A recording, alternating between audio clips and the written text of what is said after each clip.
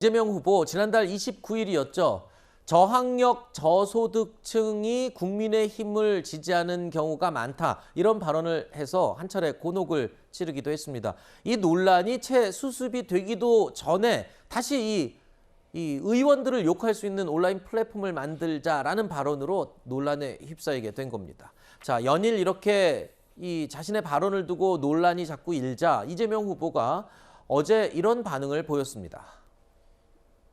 제가 이거 말씀드리다가 좀 재밌자고 얘기를 조금만 삐끗하면 그걸 가지고 취소봉대를 해가지고 전혀 본질과 다른 얘기들을 막 만들어내기 때문에 정말 요새는 말하기가 참 불편하고 힘듭니다. 조금 그래도 그것도 역시 제가 해결해야 될 몫이니까 앞으로는 이제 점잖은 언어들 많이 써야죠. 아까 평론가님이 하신 그 말씀이네요. 그러니까 내가 얘기를 잘하다가 조금만 삐끗하면 자꾸 달려든다. 그런데 그러니까 그 삐끗을 하지 말아라. 차라리 그 삐끗을 하지 말아라. 여기선 그 얘기를 하신 거고요. 자, 이재명 후보의 플랫폼 설치 제안을 비판한 이 조응천 의원.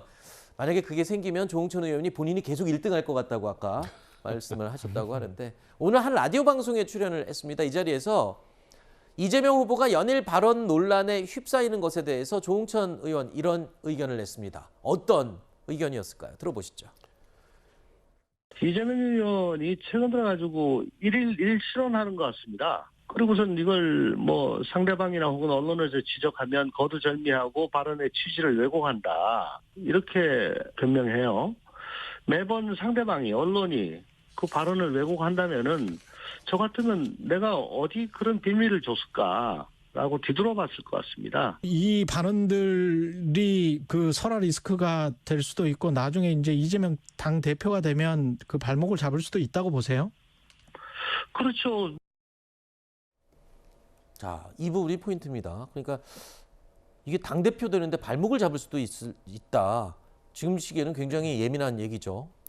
그러니까 우리가 권한과 책임이 크면요, 그만큼 주목을 받게 되잖아요. 네. 주목을 받게 되면 아주 사소한 것에까지 관심을 갖을 수밖에 없어요. 네. 언론도 이제 그런 방식으로 접근을 할 수밖에 없는 게 현실이거든요. 그런데 유권자들, 국민들이 어떻게 생각하느냐가 제일 일단 중요하지 않겠습니까? 네.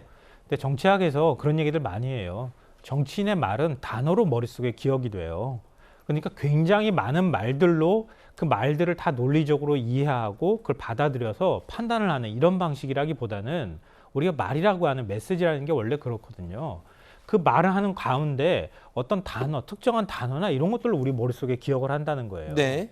그러니까 정치인의 말은 단어 하나하나가 매우 중요한 거예요. 네. 그러니까 이재명 의원이 전체 맥락상으로 농담도 하고 네. 거기에 대해서 맥락은 그렇지 않았고 팬덤 정치에 그러는 건 없어야 된다고 말했어도 거기에 대해서 우리 의원들 마음 놓고 뭐 얘기하십시오. 뭐 그런 사이트나 게시판 만들어서 우리 의원들 1등은 누구고 2등은 누구고 이런 네. 식으로 얘기를 하면 네. 그것만 기억된다는 거예요. 네, 알겠습니다.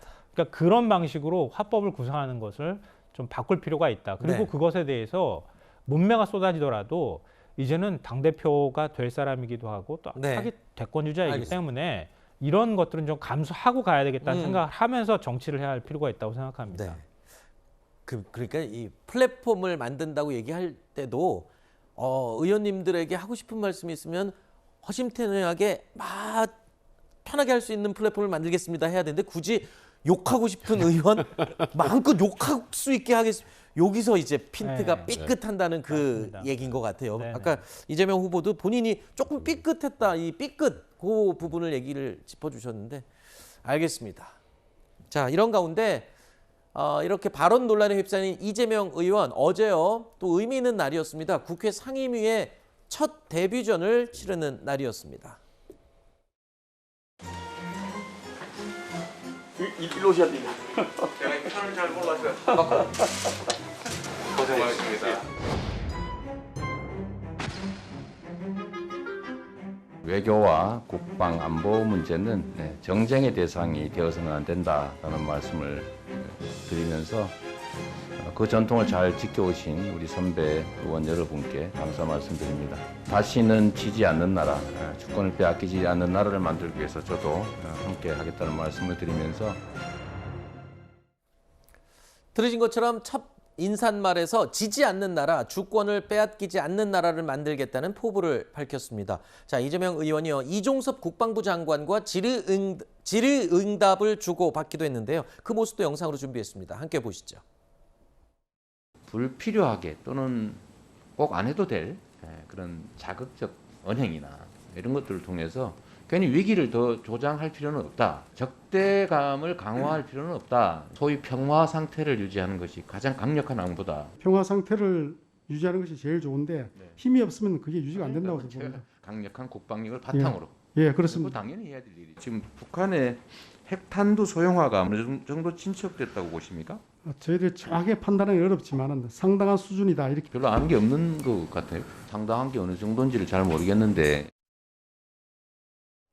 일단 국회에서 질의를 하는 이재명 의원의 모습이 조금 새롭고 낯설기도 한데, 글쎄요, 그 질의응답은 어느 정도 뭐 효과적으로 잘 했다고 보십니까? 평소에 그 사이다 발언으로 유명한 이재명 의원의 화법이 제대로 나온 건지. 일단 뭐 이재명 의원이 경기도지사 때도 보면 항상 답변을 하는 입장이었지 질의를 그렇죠, 하는 그렇죠. 거는 거의 그 부분이 약간 처음 어색해 거죠. 보이기도 했어요. 저는 그냥 적응 중. 아직은 본격적으로 그 등판하기 앞서 몸을 푸는 중, 네. 그 정도로 보입니다. 네. 저는 수업 중 이렇게 수업 표현하고 중. 싶은데 비슷하네요. 왜냐하면 알겠습니다. 대통령 금방 만들어지는 게 아니거든요. 네네. 그러니까 국회의원직이라는 게 왜 중요하냐. 네. 원래 이제 국방이나 외통이 가려고 했던 것 같은데요. 네네. 그렇게 하려고 했던 것도 일종의 대통령이 이런 분야에 대해서 그럼요. 뭔가 내용들을 파악하고 있는 게 매우 중요하거든요. 네. 이재명 의원은 어찌 보면 성남시장, 경기도지사 이렇게 거쳤지만 네. 그건 사실 중앙정치군대라고 볼 수 없거든요. 그렇죠.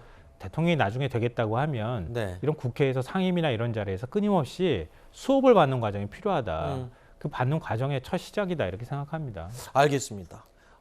적응 중 또는 수업 중 이렇게 말씀하셨는데, 조만간 이재명 의원이 국회의원으로서 뭐 대정부 질문이라든가 청문회에서 또 질의자로 활약하는 모습도 볼 수 있겠죠. 충분히. 알겠습니다.